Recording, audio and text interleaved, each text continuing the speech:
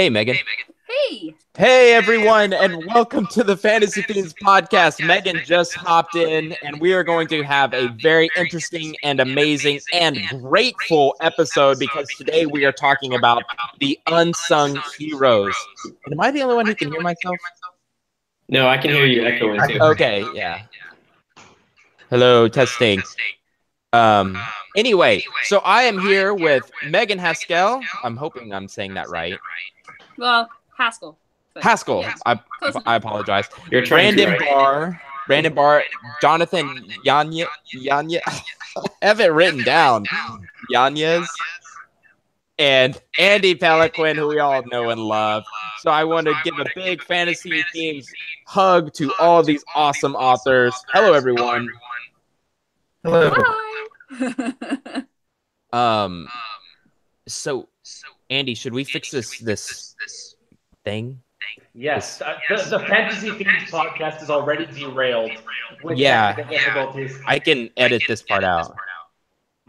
All right.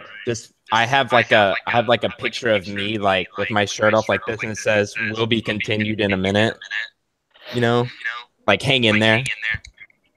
We should get one of you eating Dominoes like that. Yeah. Megan's like, wait, what's this Domino's thing? It's a long story. So whose computer's doing this? It's Megan's. Oh, Oh I'm dear. sorry, Megan. I think so. Yeah. All right, I'm on my iPad, so. Do you have headphones? I do. Yes. Hang on. It might be yours, Stevie. Ha! Let me mute my but it's never done this before. Wow, this is off to a boring start, guys. I'm sorry. Sorry.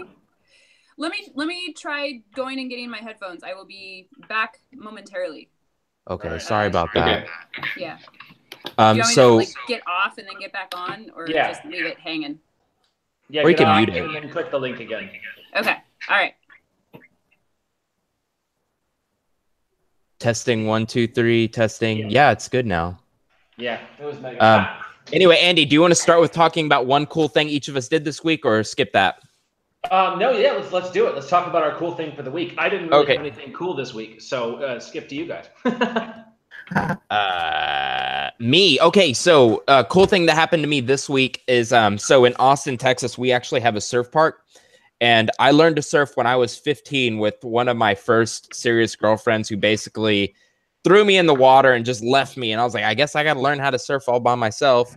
And skip forward 10 years and I'm still surfing. And it'd been like 5 years since the last time I surfed. And I went to the surf park, took lessons, and I could not move the next day. Like I was so freaking sore.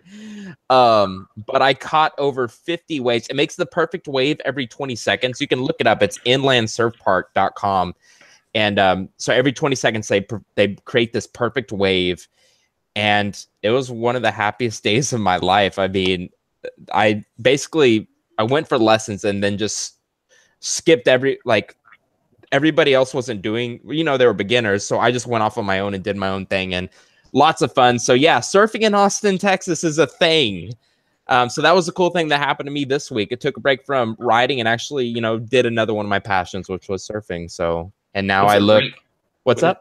What's a break? What's taking a break mean? Oh, you're right. Well, yeah, dang, I'm unfamiliar with that term. Yeah, that thing that happens when you're very, very, very sick and your brain doesn't work. Oh, sick and taking a break. I got it. I don't write on the weekends. I let my fantasy recharge, my fantasy bar. I'm not up to you guys yet. I'm not masters of fantasy like Brandon Barr and Jonathan Yanez. Am I saying Yanez right? I feel like I'm not. No, that was perfect. Yeah, Yanez. Okay. So, anything cool happened to you guys this week? With the new series that we launched, the Gateway to the Galaxy series, we talked to Podium Publishing, and I have 3 books, 2 books out, and the 3rd book coming out. So we signed contracts with them, and they're like, how many books are going to be in the series? So I told them I'm planning 9, and they're like, can you do 10? I was like, yeah, I could do 10. So we signed contracts for 10 books with Podium Publishing for audiobooks, right? Congratulations, man. Thanks. That is awesome. With Podium, can you actually just talk to them about an idea of a book you want to do and then write it first? Because I know some publishers will do that. I don't know. This is only the second series that I've had published with Podium, and they've both been written before I talked to them. Okay, I got you. That's awesome, man. Congratulations. Well, I guess we should talk about the Ragged Heroes too, which I didn't know this, but apparently we are all international bestsellers. Woo! Yeah. So super cool. And Brandon, anything cool happened to you this week? I got to watch my kid have a 22-0 win in his Little League baseball game. Sweet. Awesome, I say that, man. that was a highlight. Yeah. Are you in California? Yes. Okay. Wait, I think I asked that. Jonathan, you're in California as well, right? Yeah, I think Brandon and I are like maybe 45 minutes, depending on traffic here, around 45 minutes to an hour away from each other. Oh, yep. Dang. And so, how old is that your oldest boy? So I know you have a couple, right? Yeah, it's my middle kid. He's almost 7. Almost 7. Man, that is awesome. Very nice. I used to love baseball myself. So, Megan. I'm back. Is this better? Yes, there's no echoing. Awesome. Thank you very much, Megan. We were just talking about the something cool that happened to us this week. I went surfing. Jonathan just did a contract with Podium, which I love Podium stuff. They always come up with great stuff. Brandon's middle son, what was it? A 22-0 win. Yeah. They just went savage on those. Isn't there a mercy rule? Like, how old is your? There's no mercy rule for these kids. Oh man, you would think they'd be like, all right, go a little bit easier on them. Just strike out a couple times. So, Megan, anything cool happened to you this week? Cool. Well, I actually, speaking of audiobooks, I got a contract with Kate Red to do my first in series. So I'm going through ACX, but we're on our way for audiobooks. I'm very excited. So that's nice. awesome. Yeah. She did Lindsay Baroker's, if I'm not mistaken. Yeah, she's done Lindsay's. She's done a lot of Michael Anderle's and that whole cruise. Oh yeah. And she did Jeff Wheeler's as well. Nice. So like his Muirwood series and the Queen's Poisoner, I think. Mm-hmm. So yeah. Megan, if I remember right, you're a big sports fan, right?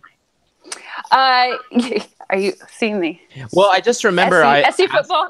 Yeah. Yeah, no, we're SC USC Trojans is my alma mater, and so my husband and I watch all the college football. Are they in Oh, did you go to USC? Mm-hmm. Yeah. Okay, and that's California. No, I don't know what I'm talking about. It is University of Southern California. Okay, yep. I almost went there. I almost went there when I was still living in California. Oh yeah. Yeah, the campus is gorgeous. It is. It's unfortunate that it's in the midst of South Central, but yeah, that's the reason why I didn't go, because of the traffic of getting there and stuff. Because I lived in Glendale. So okay. Yeah. Yeah. So congratulations about the audiobook, by the way. That's freaking awesome. Thank you. So today we're talking about unsung heroes, and I know all of us have them in our lives. I spoke to Jonathan and Brandon, Andy about a few of mine before we started this podcast. So I'm really interested to see how our lives have been affected by these heroes that don't get enough appreciation. Andy, you want to start us off, my man? Yeah, I know a lot of people talk about that teacher that changed your life in a way, and I had one teacher. He was incredibly passionate about both arts and sciences, which are sort of the opposite subjects in school. But he would do these elaborate science fairs and just crazy stuff. But he was also like a theater nut. So he would put on these plays. I played like 5 different characters in 5 different of his plays. Don Quixote, the Lewis and Clark journey, Pilgrim's Progress, stuff like that. But he was the one who sort of got me into writing, because I come from a very artistic family and I have 0 art skills when it comes to drawing, painting, pretty much anything that requires drawing a straight line, can't do it. But he would make us, as part of our curriculum, instead of sitting and doing workbooks or boring classes, he would take us out and about to the countryside in Japan, and we would go hiking, and then we'd have to write haikus, Japanese poems about something that we saw, or like he would do really interesting things to combine both learning and fun. And thanks to him, I discovered that I had an affinity and a desire to write. And so, he was a teacher who was there for maybe 3 or 4 years of my life, and then he left, and I've never seen him again. He lives overseas somewhere. But when I published my first book, I actually reached out to him and said, you were the one who set me on this course. And, I thanked him, because he really did make that dramatic change in my life just by showing me that I had this desire to do something like writing. Did he speak English? Was this class in English? I keep forgetting you're from Japan. Yes, he spoke in English. Oh, okay. Wait a minute. I thought you were from Mexico. He lives in, I was born in Japan. I lived in Japan from the age of 0 to 14. Dude, we need like a timeline on your life. I know. Somewhere. I've actually asked Andy for a timeline, haven't I, Andy? Yeah. So, it's a really weird life, but that could be a whole episode of the podcast one day when we get another third culture kid on. Yeah. So yeah, I think we can all agree, well, hopefully agree, that a lot of, a few of our teachers had some inspiration on us when we were going through high school, middle school. I actually have a similar story, but I'll let someone else go, because I talk way too much. So Andy knows I'm like the filler. So if there's like silence in the podcast, don't worry, because there's not going to be silence because I'm there. Stevie's gonna run his mouth. Megan, do you have an unsung hero in your life? Someone that you met, someone that influenced you? Well, so I think for me, honestly, so I have a lot of military family, and I know maybe this is a little cliche because everybody says, "Oh, military," of course they're heroes, they're fighting and stuff. But it's interestingly, I think for me, it's the inspiration at home.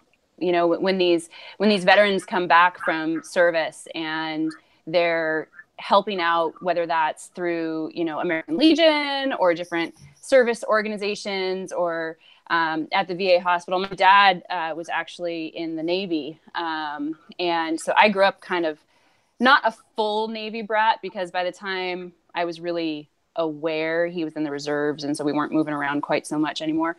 But he serves in the hospital. He goes into the hospital and he serves these veterans every day who are going through PTSD and other ailments. And he just goes, service is part of the life, and it's part of that lifestyle. And it's just so inspiring for me to see how veterans are involved in the community. So I know it's not quite the unsung hero, I suppose, but it's the small actions every day that make a difference.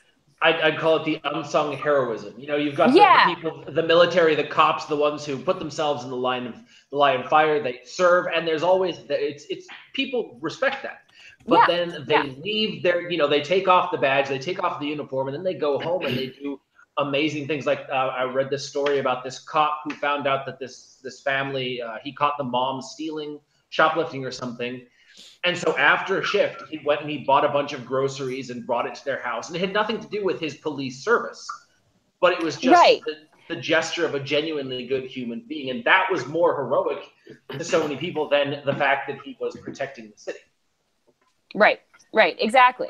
It's those small actions every day. And I feel like the people who make a career out of service, whether that's military or, as you say, the police officers, teachers too, often do this, but their lives are dedicated to service. So it becomes such an integral part of their everyday activities. It's not just their job. It's their life. It's who they are.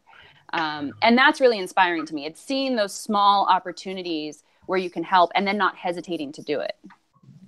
Yeah, that was one of the things that I was thinking of when I put this anthology together, was that no matter what the story is, in the end, it often comes down to one single small action that makes the character the hero. No matter how evil they are the rest of the story, whether they're anti-heroes or straight up villains, when they make that one single action, it's usually a small one, that's when they become a hero. And like you were saying, just one little tiny thing can totally change someone's life. Even if you don't know it right away, it does make such a huge difference. And that was the concept behind this anthology. Brandon, how about you? I definitely have to go with my wife. With me going through cancer for the last 2.5 years, she's been like almost like a single mom, and then taking care of me, taking care of everything. It's been really amazing to watch, and coming to the hospital, bringing the kids, just taking care of a household of 3 boys by yourself is insane. And I mean, her attitude throughout the whole thing has been so encouraging, and she's had to deal with so much with me being like physically, mentally not there. I've just grown in my admiration for how she's an amazing caretaker. So she's the #1 unsung hero that comes to my mind. Definitely. Not to keep talking, unfortunately, but I was thinking about that. I've been writing some stories featuring disabilities in my fantasy worlds and stuff. And as I was researching these disabilities, I ended up talking to people who were telling me about the things that they, as family members or loved ones or relatives of these people, had, they had to deal with. For example, Alzheimer's. You often think, you hear about the person suffering from Alzheimer's and what they go through, but then what about the person who's caring for the person that's suffering? Someone who spends their life trying to care for someone who doesn't even remember them, or to see that look of fear in their eyes when they say, who are you, a total stranger that you've been married to your entire lives? People like that, the family members of those with disabilities or disorders or illnesses, those are, in my opinion, absolutely unsung heroes in their own right. The ones who go through it, like you, Brandon, are a hero because you keep fighting no matter what. But your wife is as much a hero because she's fighting right alongside you, if not physically, definitely emotionally, spiritually, and all of that. Absolutely, that's exactly right. It's really, I'm dealing with stuff that's, I feel like people around the person are, who stick with him and are faithfully there for them are even more of a hero, really, because they're having to go through a lot of mental weight, spiritual, like they have a lot of things attacking their soul at once, and for them to be able to trudge through that and keep the best attitude they can, it's really admirable.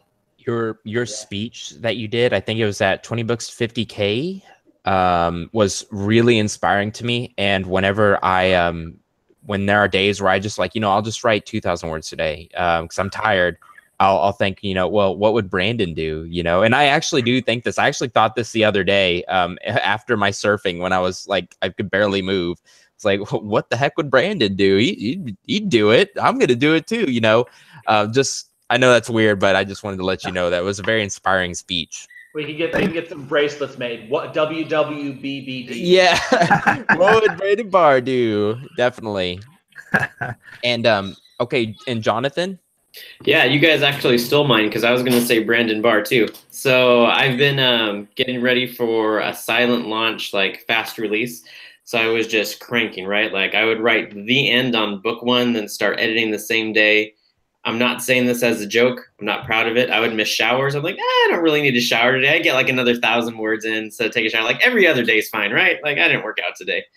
So just like grinding. I stay home with my daughter full time, take care of her, and then I personal train 4 times a week.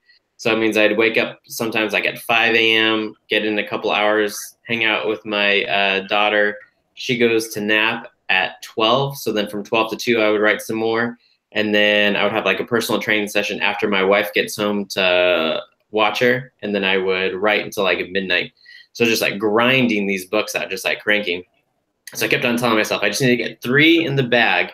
And then I can like take a breather, like obviously still work, but maybe like slow down my pace a little bit. Like maybe take a weekend off because I don't know what weekends are because I work 7 days a week, or maybe like take a night off. So it was around this time that I jumped on a phone call. So I finished those 3 books and I was like, okay, maybe I should like adjust my schedule. Then I jumped on a phone call with Brandon Barr on Monday. So like 4 days ago.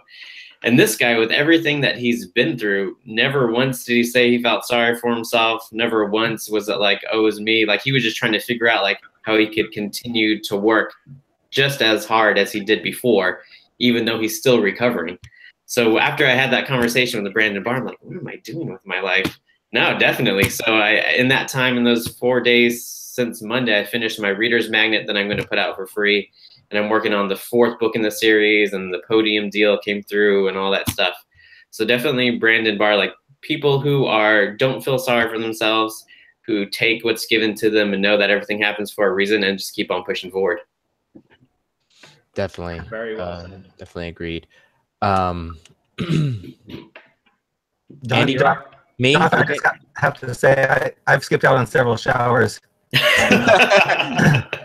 and meals, especially pre-cancer. I was skipping on days of showers. Yeah, man. Whatever it takes, right? Whatever it takes. Megan's like, what the heck? Where am I right now? No, I am sorry. I just got interrupted by my toddler. Oh, okay. I had to go shut the door. Yeah. For me, I was going to do an unsung hero that had to do with my writing from middle school, but I'm going to change that to, I think, my mom, because she suffers with a massive spinal tumor.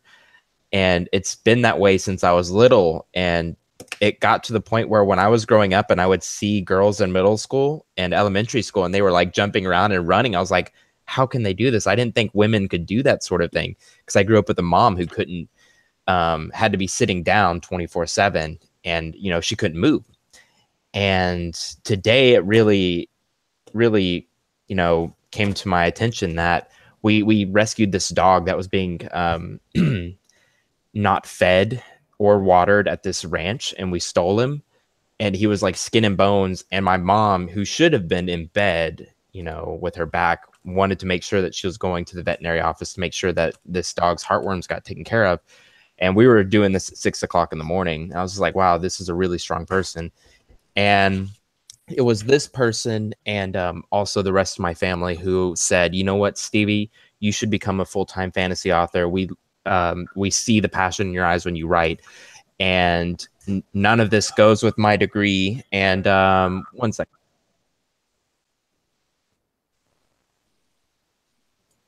Sorry about that. And yeah, so those are, sorry, I just got interrupted.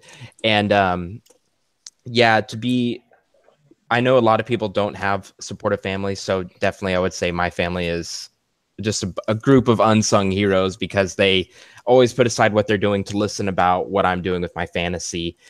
And like Brandon said, my dad is definitely such a great person, because he has to deal with my mom, who, with so much pain, it can bring a lot of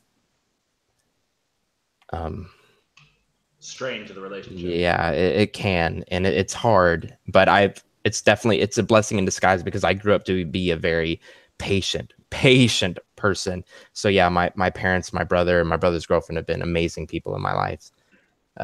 Sorry, I got a little bit choked up there. I actually started sweating a little bit. So like I'm actually hot right now. So yeah, that would be my entry for the unsung heroes. Very cool. Yeah. There's a lot of traits that are defined as heroic. What to you guys, the 5 of us, what is probably the most important trait for a hero in your mind? I would say sacrifice. Just the ability to put someone else above your own personal, safety or your own needs. That's kind of, for me, the line of what creates a hero.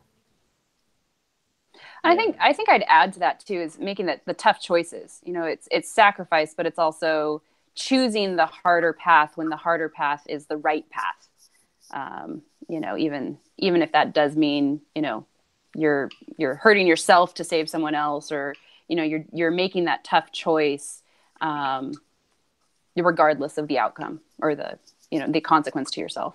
Yeah, I think that goes nicely along with selflessness, which is another one of the classic heroic traits. Like sacrifice and selflessness are sort of the same thing, because you're making choices for someone else that will do them good, and then you're willing to make sacrifices for their sake.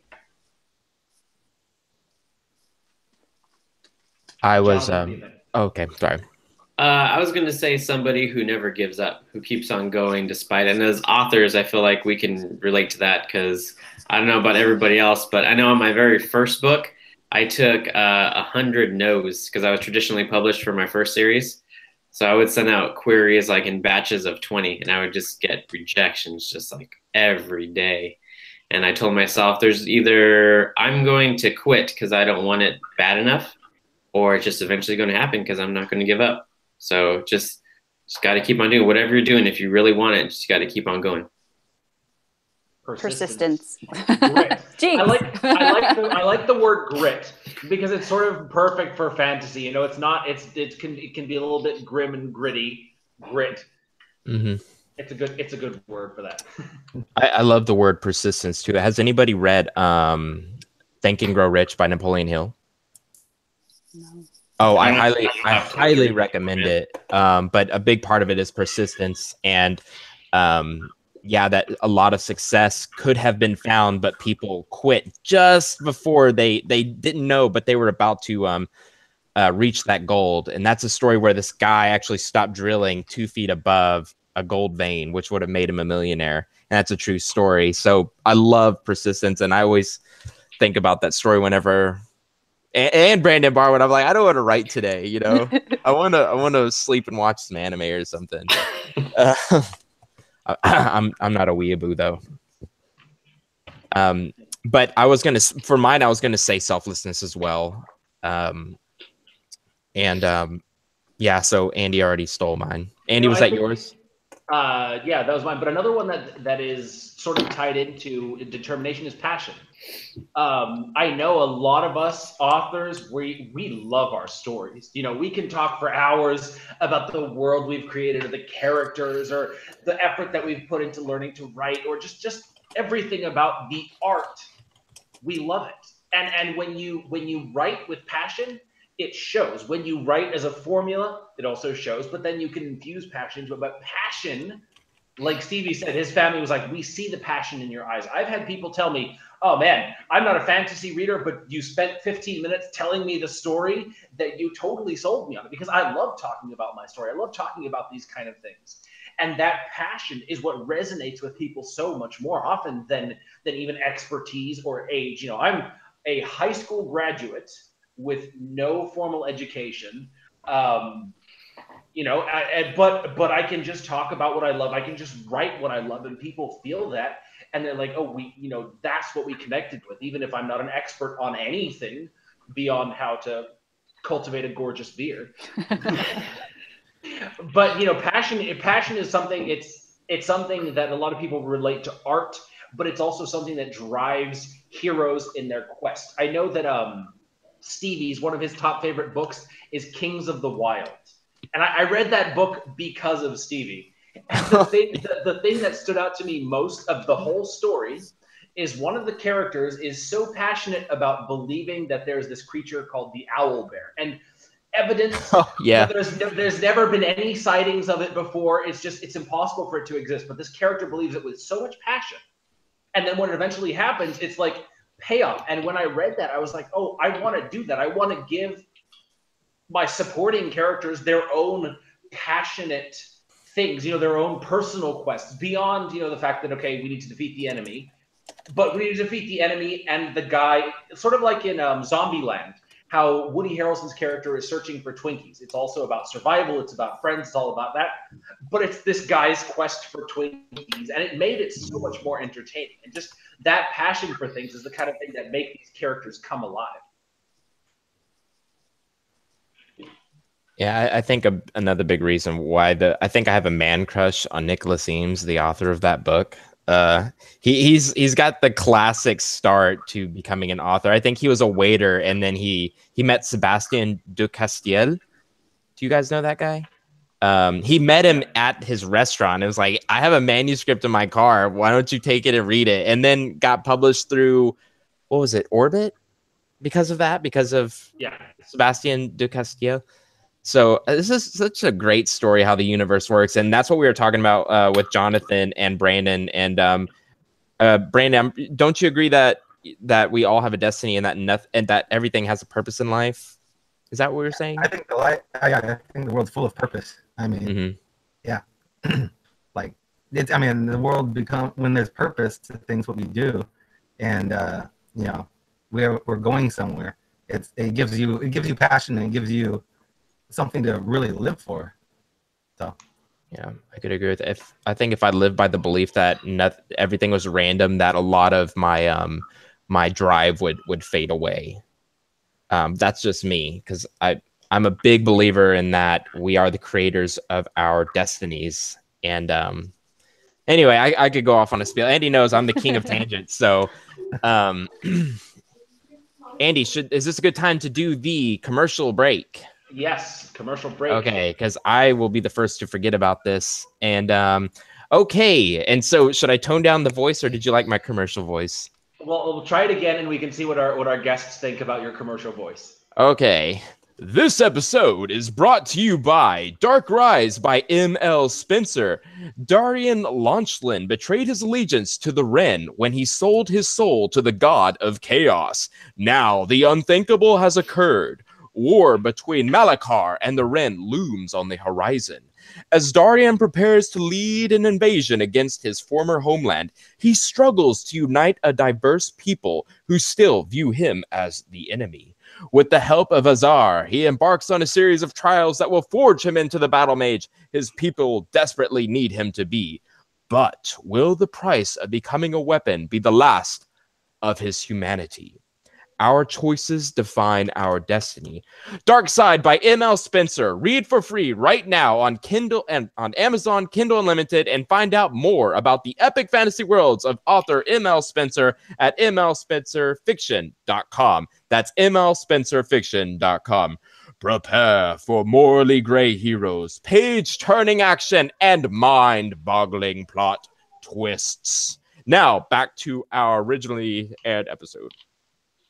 You know what that reminded me of, Stevie? Your voice reminded me of the narrator from Dudley Do-Right. Dudley Do-Right? The movie with Brendan Fraser. Is that I don't know if any of you guys have seen that one. It's just so over dramatic. I don't know. I like it. I wish he talked like that all the time. Yeah. It's not draining at all, nor is it strange. Like, I don't get looks if I do that in the grocery store or anything like that. Plus, it gets a lot of chicks. Have you seen that movie? What's that? Oh man, the movie. It's an indie movie about the people who make trailers, and it's what's that classic line? In a world. In a world, yes. Yeah. In a world. That's what it reminded me of. Like, as all these narrators in that movie are doing. In a world. You have to. I would love to watch that movie. The last indie movie I watched was about that guy who was addicted to Dungeons and Dragons. It's on Netflix. I don't know if you guys watched it. It's like a serious comedy. But anyway, yeah, you should totally write that in chat, because I'd watch that when I have time, which I think a lot of us don't have. That's what I was about to say, man. Yeah. If I had time, I'd be right there with you. But yeah, not so much anymore. Like, my time now watching Netflix is with my daughter. We put on TV like after we go outside and play and stuff like that. So I'm watching like Spirit on Netflix, How to Train Your Dragon. I know all about that stuff. Oh man, yeah. Hey, I love How to Train Your Dragon.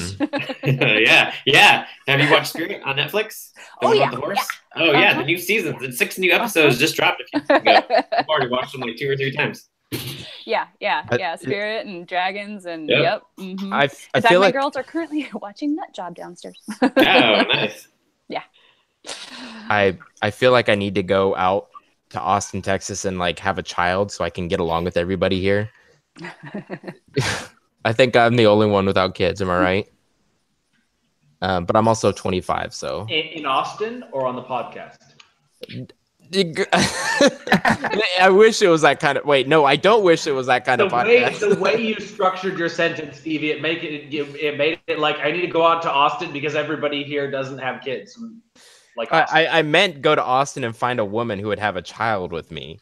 All right, Steve, you got enough on your plate. Didn't you say something about weeboo? Weeboo? Yeah. What's weeboo? Weeboo is when you watch so much anime and you think like Japan is like Dragon Ball Z, and like everyone acts like that when it's actually the opposite. And a lot of people try and study Japanese because they think they're going to go live an anime life in Japan. That's what a weeboo is. That's pretty intense. Yeah, and yeah. What, Andy? So funny. It's so funny that anime comes from Japan. It's so opposite, right? The Japanese culture is so straight-laced, so serious. But I was reading an article on Japan the other day. The people who dress like that, with the super weird colors and styles and stuff like that, it's their way. It's the young people rebelling against the very straight-laced culture of their parents. And so they've found this way. It's they're breaking out of the cultural thing, just like the hippies did back in the 70s, with their peace and love and protests and all of that. The Japanese anime fans or manga fans, they're the super structured, super rigid society in Japan. I think they even have a place in Tokyo where all those weird people, I shouldn't say weird, but exotic people go and hang out with each other. When I go to Japan, though, I don't think over. All over. You weren't one of them, right? No, I was a clown. I did clowning in Japan, and I was a novelty. Are you serious? Yeah. Well, your height would make you a novelty in Japan. Yeah, that too.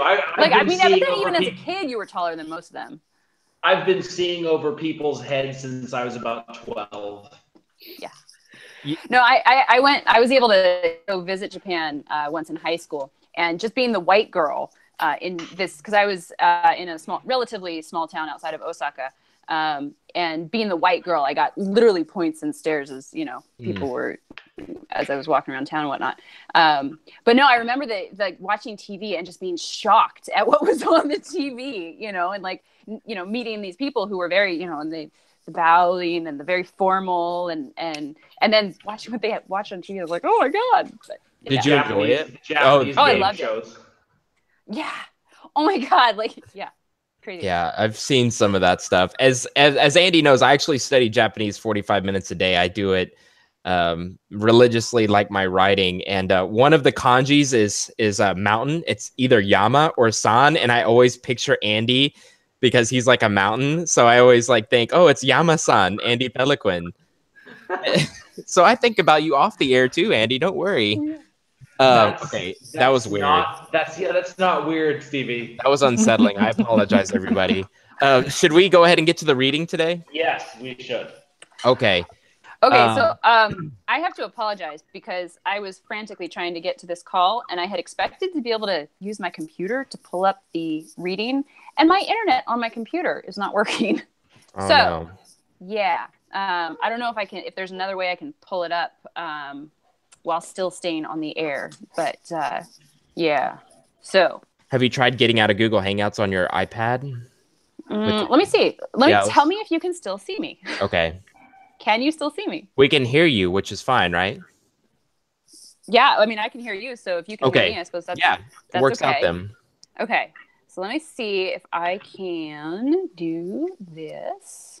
And while you're doing that, I'll just give a quick. So we were going to do something from Brandon Barr, which I was looking forward to, but we're since there wasn't enough characters in his story, we're going to go with something of mine because it does have a lot of characters and a little bit of backstory.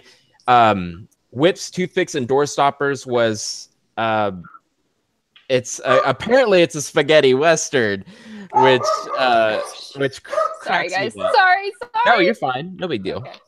And it's about a very skilled lawman who is an ex-bandit, and he has gotten word that his ex bandits are surrounded this city, and he has to go and combat these people, even though they're his old friends and comrades. But he's now taken a blood oath because he's a man of the law, and now he's gone to confront his old best friend, who was his second in command, who has rebirthed this tribe of bandits, this group of bandits. So it's funny. I like it. I guess I'm a fan of spaghetti westerns. I didn't realize that, but I'm excited to do this reading today. I'm going to be today's narrator. I'm like the dungeon master. And who wants to be Kuda, aka Splitter? He's the lawman. Okay, Andy, you'll be Kuda. All right, who wants to be the second in command? I want to be. I read it earlier, so I already know which one I want to be. Can I be that old man who comes out and gets the? Okay, yeah. Without giving too much away, I want to be that guy. Who has a good country accent?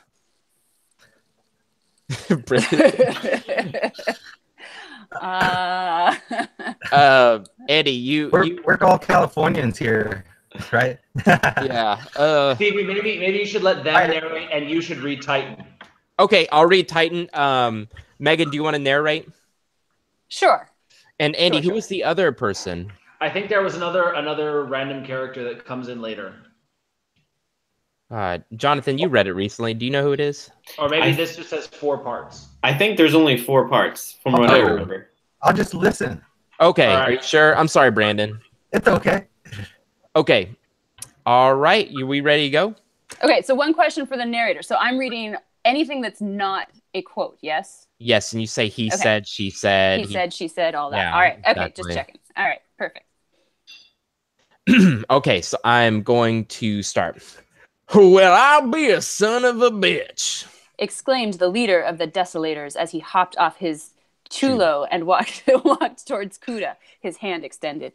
The man with the burnt face hadn't been lying too awful bad. Here Kuda was, shaking hands with a man he'd known so many years ago, his second in command, a ruthless bastard if ever there was one. I'm not here on good relations, Titan. I know what you're up to around these parts. Titan let go of Kuda's hand, a big-ass smile on his face as he shook his head. Good old Splitter with that legendary conscience of yours. You know, I even heard you became a man of the law. Tell me that ain't true. Right as molten rain, it is. Kuda replied, his lips tightening into a thin line. He hated to have to confront such a good old buddy of his, but he was here on business. This was no pleasurable affair. That's too damn bad, and I sure as the four hails are cold to hate to hear that. I'm guessing you're wanting to put a stop to my arrangements here. Kuda nodded his head once. Well, that's why I'm here, Titan. We put the Desolators to rest all those years ago, and for good reason. I hear you have a wife and child of your own. Ain't that a good reason to stop with all the crime? Titan put a hand on Kuda's shoulder and slapped it a few times. I sure do have a wife and child, but you know what I ain't got? Food to put in the mouth of my wife and child. Wouldn't that make my little business here worthwhile? To see them fed? Kuda thought about it a moment. I guess that makes it a tad more admirable. But you know, I can't just turn a blind eye to this sort of mess. I made a promise. I took an oath. I am the law now, Titan. I can't just turn away from this. The 20 or so men were back on their chulos, all with much more confident faces now that they had their boss out on the front lines. They were roaring and ready to strike at Kuda with just a single word. That was the power Titan had over people, and that was why he'd made such an excellent second in command. Titan hawked a loogie and shot it out a good distance away. Kuda did the same. Titan smiled his wide smile and tapped the lawman's belly. The years have been good to you, Splitter. I reckon they have. God, I wish I could say the same. You been hearing about all the scarcity going around? I reckon I have. Well, it ain't no good, Splitter. Ain't no good at all. See all these good men behind me? Titan gestured to all the good men behind him. I reckon I do. They're all hungry, Splitter. Now see here, I have one job here, and this one job ain't gonna hurt nobody nohow. I tell you that from the goodness of my heart. You always did trust my judgment, didn't you, Splitter? I reckon I did. Well, trust me now when I say I don't want to hurt nobody.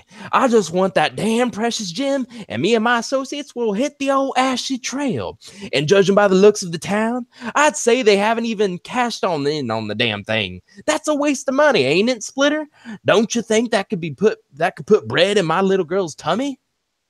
I reckon it could. Titan's teeth showed through his lips, his eyes hungry as he put his arm around Kuda and walked him a little ways away from the rest of the gang. He put his mouth to the lawman's ear. Now listen here, Splitter. I got a deal for you. You look the other way and I'll give you half the profit. Now, what do you say about that? We hurt nobody. We just get in, get out. I'm telling you that if we tell that damn town shithole... It's Shola. Kuda corrected. Whatever. We tell Hitshola that we got the legendary splitter on our side, and you know we will have our way. They ain't gonna want to get in the way, and that just means no violence needed. Doesn't that sound great? Kuda couldn't help but nod his head. All his dreams of living on his own and not needing to worry about ever having to work another sun cycle in that damn jailhouse again got his skin all pimply. He could really get behind the idea of finally being able to get away from just about everyone until he just couldn't live on the land no more, and all he would have to do was go into town for just a sun cycle to get a few more supplies. Then he'd be back on his own once more. The possibilities with that amount of currency were endless for him. Maybe he could open up his own Chagra ranch. Now, wouldn't that be a dream? Titan, you drive a hard bargain, and you say no violence, am I correct? You have my word. Titan said, licking his lips. Not an ounce of blood. Kuda heard footsteps coming up behind them. He turned to see a hunched man with a white, long beard and only one tooth, his yellow eyes staring up at him something hard. He shook his head at the lawman and spit at his feet. I hear they call you Splitter on account of you splitting the head of a man with a single swing of a sword. Kuda said not a word, and neither did Titan. The new leader of the Desolators knew when to keep his mouth shut. This wasn't going to be good. Not good at all. If you's a ask me, I'd say that's a bunch of hogwash. The toothless man spat another wad of brown spit, hitting the edge of Kuda's very dirty boot. I don't see a sword on you's nowheres. You ain't nothing but a deceiver. Ha! Yes'm, you a deceiver is what you are. Kiss him, Kuda said under his breath. I beg your pardon? Kiss them, repeated Kuda. Your godforsaken boots? Kiss 'em yourself, you hairy ape. The old man turned to walk away, but Kuda grabbed him with all the strength he could muster. The old man's shoulder crunched under his grip as Kuda forced him around and down to his knees, where he shoved the tip of his soiled boot straight to the back of his throat. The old man's eyes went wide and blood shot from his nose as he tried to pull his head from the boot. Kuda front kicked, sending the man flying a good way. There was a crunch as the old man fell on his hips, sputtering as he tried to catch breath that wouldn't come. The lawman was on him in a moment. He bent low and said, I reckon you were right the first time. Kuda pulled his hidden short sword out, swung it in a wide arc, and brought it down perfectly on the center of the old man's cranium. The blade slid down with ease, stopping at the base of the geezer's collarbone. Kuda let go of the short sword, allowing the old man to topple over dead. He adjusted his overcoat and turned himself to the west to take a gander at Gilgamesh. The volcano looked like it would blow any minute now. That is why they call me Splitter. And awesome. reading. Yeah. Nice. Good job, guys. Yeah, great so job. Funny how, as Megan was reading it, the way you put the sentences together, her voice started taking on a little bit of the accent because of the sentence I heard it too. Yeah, she became more and more Texan, boy. Yeah, right there at the very end, you definitely switched over. It was awesome. Yeah, I was actually born in Texas, believe it or not. But okay, cool. Let me guess, Fort Hood? No, a little town called Beeville, outside of Corpus. Outside of where? Mm-hmm. Corpus. Okay, Corpus I think Christi? I've heard of Beeville. We also have another place that starts with B, as in the insect, the bee. And also, I apologize that there was a language in this story. I totally forgot. So apologize about that. And but yeah, everyone did such an amazing job. I think mine came out a little bit more Cajun. Yours was pretty Texan. Mine came out as Kentucky. I heard Eugene from The Walking Dead in my head, and I just sort of leaned into it. Yeah, he's an excellent actor, though. Man, he's awesome. Well, thank you all very much for reading that. When I was writing it, the narration was not supposed to have any accent. I wanted it to be generic, like regular, and I just couldn't help it. It just came out. And, I think I wrote half of it in my car too, because Starbucks was closed, and I had inspiration, I just gotta keep going.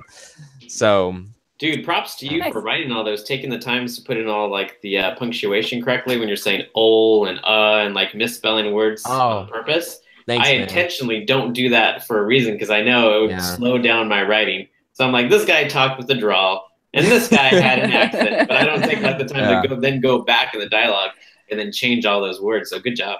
Thanks, man. I really appreciate it. I'm glad y'all enjoyed it. It's my spaghetti western. So so do we have any final thoughts on unsung heroes? Any unsung heroes that have been unsung in this podcast? No? I don't know how to answer that question. Well, I have a quick story if we have time, Andy.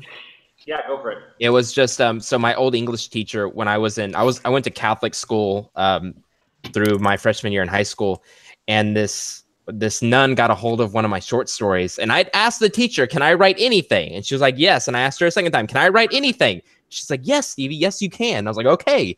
So I wrote this like 5-page short story, and it was super gruesome, like just terrible. Just so bloody. And the nun got a hold of it. And anyway, they sent me to the priest to make sure I wasn't like, and the priest didn't even read it. We just sat and talked about his last hunting trip. But the principal was very scared, thought I was like depressed or something. I was just fine, you know?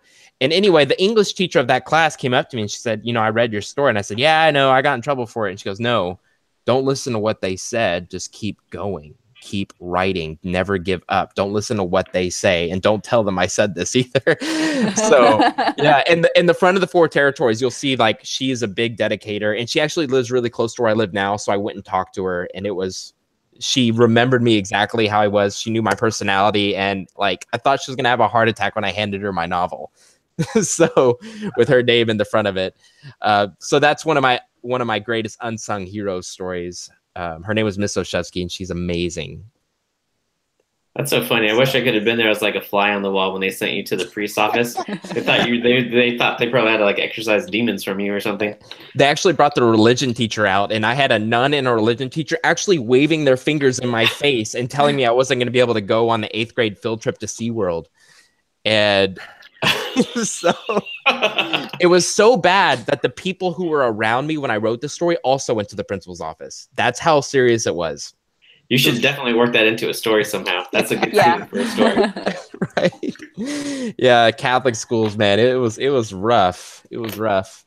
You should use that gate like a religious school for your world, and so you have a character going through the religious school, and something like that happens to him. And so, like I'm gonna do that. I'm gonna use my experience growing up in a cult to write this super dark fantasy cult, and hyper dramatize everything, but it could make for a really interesting story using your experience, Stevie. Dude, definitely do it. I give you full permission. Go for it. Go for it. No, and if it helps any, the nun had a mustache. So if you guys don't use this, I am. That's gold. Yeah. I wanted to sing some heroes. The people that a lot of authors value beyond gold but rarely get acknowledged is the beta readers. The editors often get credit, but the beta readers, the people who read the first or the second draft of our stories and give us feedback and say, okay, this needs to be changed, this could be better. They are the people who take maybe a good story and make it great, or a great story and make it excellent. So to any of my beta readers who happen to listen to this, thank you. I cannot thank you enough. Totally agreed. Yeah. Yes, definitely. So I'm going to go ahead and start wrapping this up, if that's okay with you, Andy. Yeah, why don't we give our guests a chance to shout themselves out and tell people where to find them. Great idea.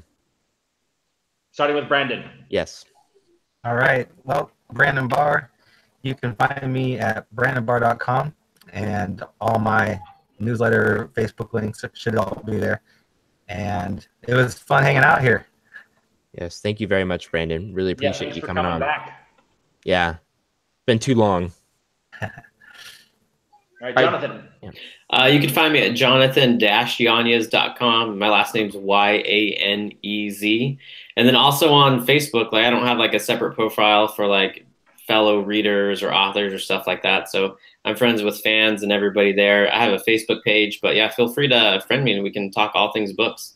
It's the Wolf Pack, right? That's right. I do have a private group that I'll share it here too. So I do have a private group called Jonathan's Reading Wolves. and I intentionally keep it small. Like besides this, you can only find it in the back of my books if you read all the way through in the author's note and everything like that. Of just like, I think there's like 160 of us, just like hardcore readers. But yeah, so feel free to type that in too. I didn't mean to give away the secret. I just yeah, thought it was no, a cool no worries. name. It'll be like a little Easter egg in the podcast. Yeah. You have to listen all the way through. That's right. To the end of the podcast. That's right. Okay, Megan. All right, so I'm at meganhaskell.com. And then I'm also pretty frequently on Facebook at Megan Haskell Author. So that's my Facebook page. And I actually just opened up my street team. So very, very small group. You actually have to have read the books. There are 3 questions that you have to answer in order to get approved into the group. But if you're interested in that, if you've read my books, The Seniori Chronicles, questions are pretty easy. But that's Haskell's Swarm. That is a great idea, because I have people on my street team who just want free books. Right, and I was trying to kind of weed some of that out, and make sure that the group is the core fan group that really loves the world and loves the characters and can have honest and engaging discussions about it. So, they get free books and they get free swag and stuff too. So. Real quick before we end, I think another unsung hero in my life would be authors like you, Megan, you, Jonathan, you, Brandon, you, Andy. Brandon, you helped the 4 Territories become a success at the very beginning. You actually did a newsletter swap with me, and you actually asked me to do it because I was too afraid to ask. So I want to say, being a part of this podcast, that every author that I meet, I always meet something new. And to me, that is just amazing. So thank you guys very much for being on the Fantasy Fiends podcast. If anything, it's really helped me out. I want to become more successful like you guys. And it was a pleasure being a part of this anthology. And thank you so much for allowing me to be a part of it. Yeah, for sure. Thanks, everybody, especially for Andy for spearheading the anthology too. Yes, you, Andy. yes. Yeah, it was a pleasure. And if you are listening, check out the Ragged Heroes anthology to read Megan's story, Broken Honor, correct? That is correct. Jonathan's story, The Wolf's Law. Yep. And Brandon's story, The Heart of a Shadow Child, which I have to say was one of my top 5 favorite stories of the collection. So great job. And then, of course, Stevie's Whips, Toothpicks, and Door Stoppers. Spaghetti. The story that we just read. Yeah. Awesome. All right. Next week, we've got another group of our author friends coming in. We've got Jeremy Williams, Joshua Robertson, and Lillian Oak for another hero-centric podcast. It's going to be awesome. That's going to be fun. All right, so I'll go ahead and end it here. Thank you so much, Jonathan, Brandon, and Megan, for being on the air with us on the Fantasy Fiends podcast. I just want to say Happy Easter to everybody. He is risen. Have a great weekend. Go Easter egg hunting. We love you all. Hit that like button. Hit that subscribe button. We appreciate you. Have a great rest of your week.